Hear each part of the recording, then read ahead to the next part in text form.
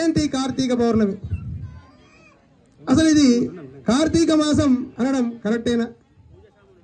అసలు కార్తీక మాసం కాదు, కార్తీక మాసం.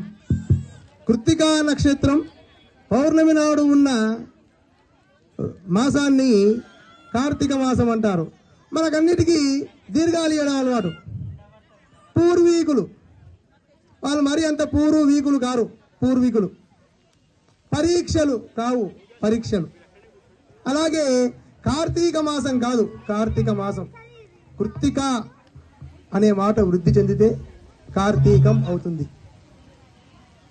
కార్తీక మాసం మనం కేవలం శివునికి మాత్రమే ప్రత్యేకమైన మాసంగా భావిస్తాము. కార్తీక మాసం ప్రతి మిగతా సంవత్సరం మొత్తం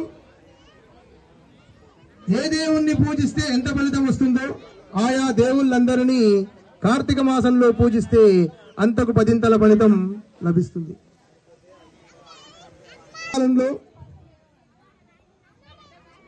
కార్తీక దామోదర పూజ,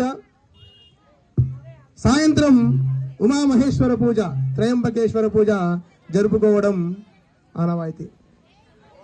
కార్తీక మాసంలో నారాయణుణ్ణి దామోదరుడుగా పూజిస్తారు. కారణం ఏమంటే మాసయజ్ఞం